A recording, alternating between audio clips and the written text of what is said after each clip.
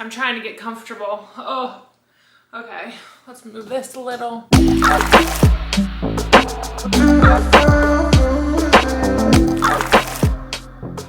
Better. Amazing. Welcome back to my channel. My name is Rayanne. I am so glad you're here. If you're new, so am I. This is only my second YouTube video. I put up videos every other Sunday, and today I'm going to be doing a Q&A. So I polled everyone on my Instagram questions that they wanted me to answer. So I've got them right here.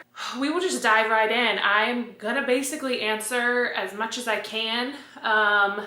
There are some things that you nosy bitches really wanted to know that I'm not gonna answer, but I promise you, I share basically 99% of my life to an extent. So there are just some things that are meant to stay private. So if I don't answer your question, I know it's going to drive you crazy, because it would drive me crazy because I'm also super nosy. So I apologize, but also not really. Okay, I'm just going to kind of go through the list. Do you still talk to your ex-boyfriend? I do not. I want to see your beautiful nude body. Get in line, buddy. A lot of people do. Butt acne and how to clear it up. I'm really honored that I have just become the butt acne guru. If you don't know, I was training for a half marathon right before lockdown, so like January through March, and I got the worst butt acne in my life. I have a whole blog post on how I got rid of it and cleared it up, so I will put that in the comments below. Man, a lot of you guys want to know about my dating life. How's your dating situation with COVID? Is it more difficult? Are you looking for love? COVID dating, I have been on a few FaceTime dates, which were fine. I just don't think there was like a connection. But I do definitely think talking on the phone and doing FaceTime dates is a great idea.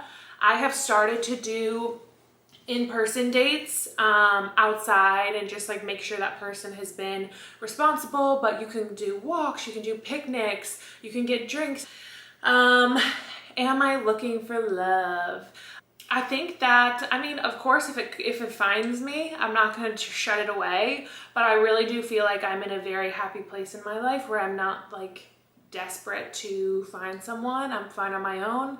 If I do find someone who compliments me and brings something to my life, then that would be amazing. But until that comes, I'm just not really going to settle for anything less than extraordinary. And about COVID dating, I honestly think, like, I know people say it's hard. Yes, dating's always hard. But right now, I feel like everybody is on the apps because we're not in our normal lives, or we're going out to bars or going to parties where you meet people just naturally. So I think that there are more people on the apps. I think having more in-depth, like real conversations, because I think this time has kind of given a lot of people perspective. I would say if you're not on the apps, get on the apps. I think now is the time. What is it like to have a breast reduction? Honestly, I feel like I need to make an entire video on this. I had mine done, honestly, it's been years, and it's kind of hard for me to remember. I will admit that the time after the breast reduction is kind of a blur. I was very drugged up and out of it. My regret is I didn't really do research on many doctors. I just went to one that was referred to me by somebody, and I'm really not totally happy with them, to be honest. The size of them, I'm so happy with. I went from a 36H to now I'm a 36 triple D. The thing I'm not happy with is the scars. I have seen some of my other friends who have had them, and their scars are way less noticeable than mine. So I am not thrilled about that. But overall, I am so happy. I can wear things, basically anything that I want. My neck and my back don't hurt as much. I can run and do so many activities that were so painful before and just inconvenient. I have zero regrets. Zero regrets. Wildest memory from college. I should have asked my friends this. Maybe I'm gonna text them right now, and then we'll answer this one at the end of the video. Okay, we'll see what they say, and we'll go back to that one. What are your daily affirmations, your anchor statements for motivation? So I actually have like a whole page of affirmations based on, basically my main categories are business, and some of those affirmations are: I am an incredible creator and brands love working with me. Money flows into my business easily and effortlessly. And then for relationships, one of them is: my heart is open and love pours in and out. I am worthy of a great love. Friendships are kind of under that relationship because my female friendships are super important to me. And one affirmation I've been saying to myself over and over and over this year is: I am free to be myself in my friendships. I guess those are kind of my main like areas that I focus on, are like business and then relationships. So yes, I love affirmations, and I have honestly seen such a change in my life since practicing daily affirmations. So I'm all about them, baby. What's your type partner-wise? I don't really have a physical type besides tall.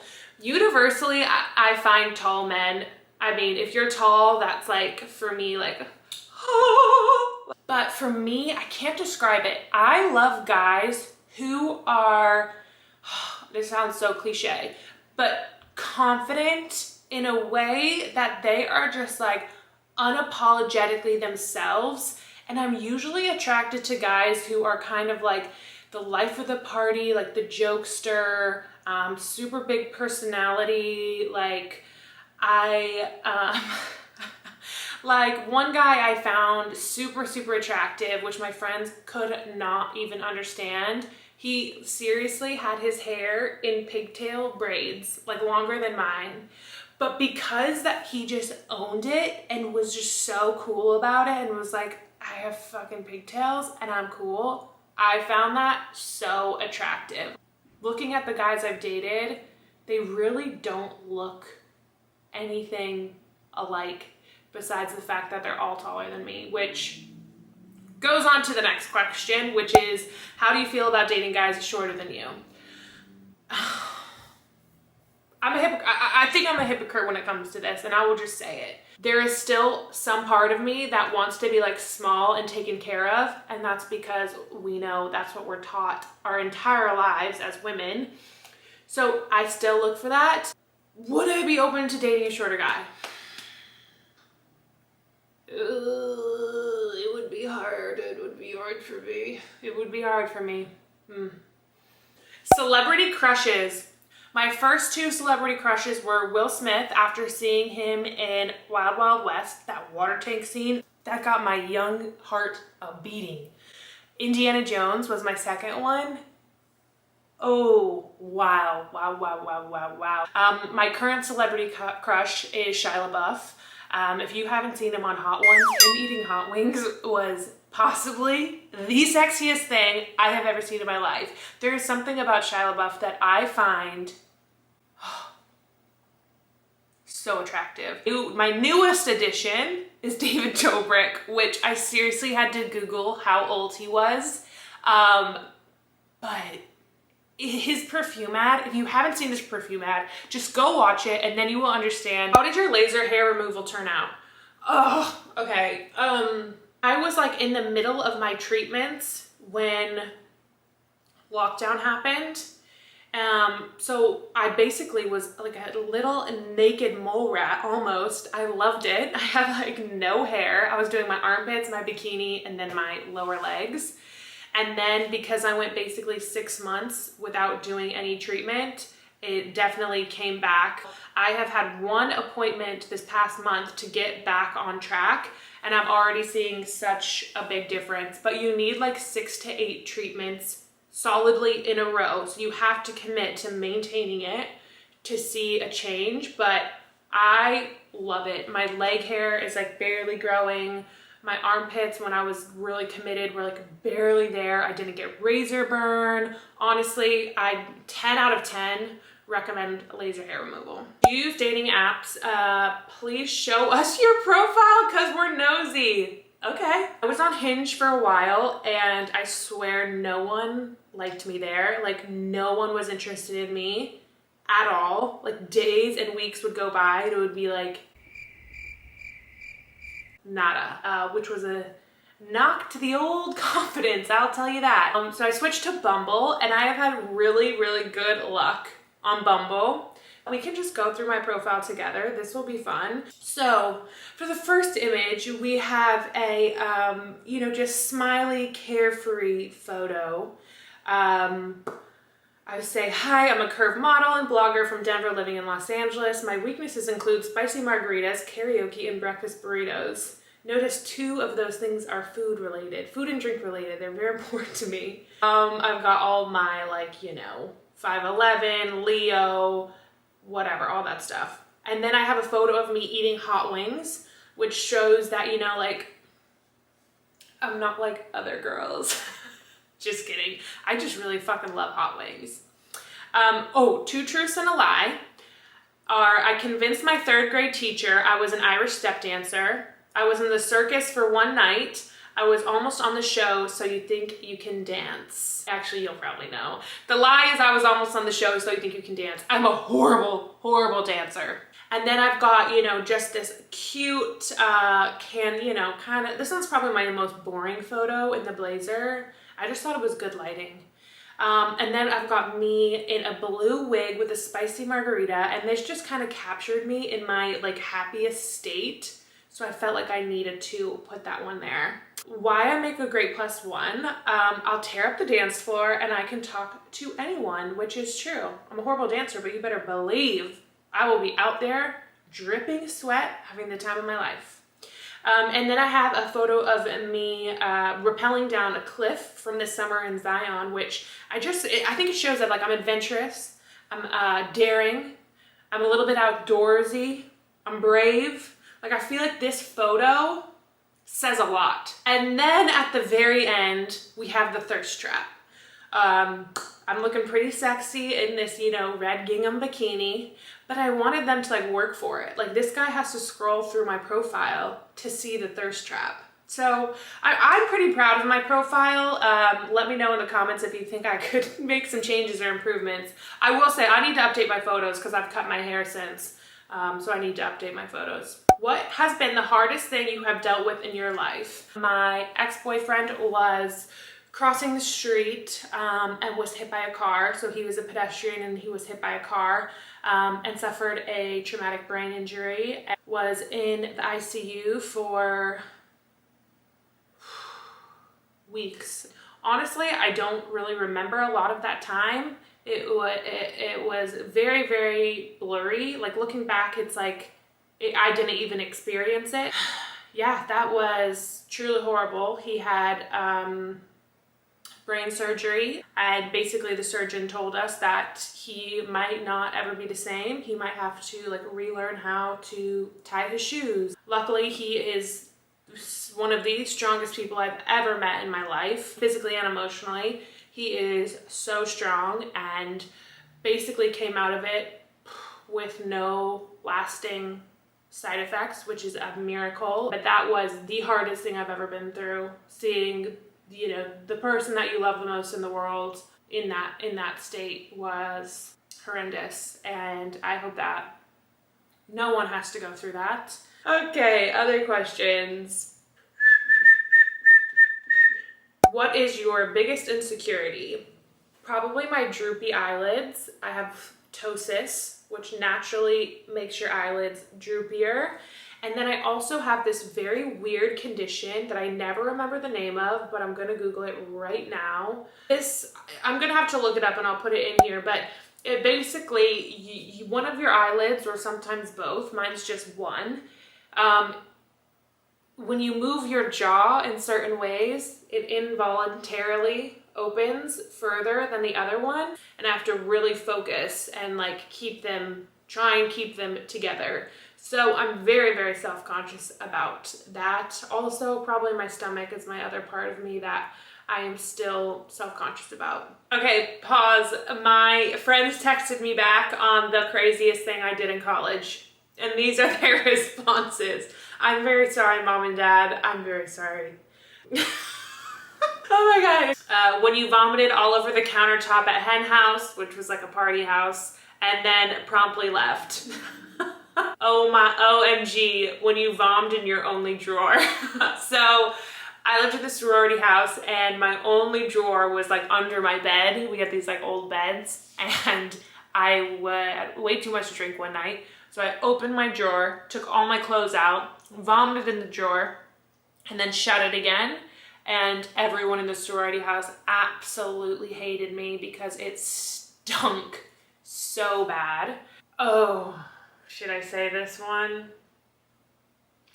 You made out with 9 guys in one night. 2 of them happened while you were dancing with one behind you and you made out with the guy in front of you, then vice versa.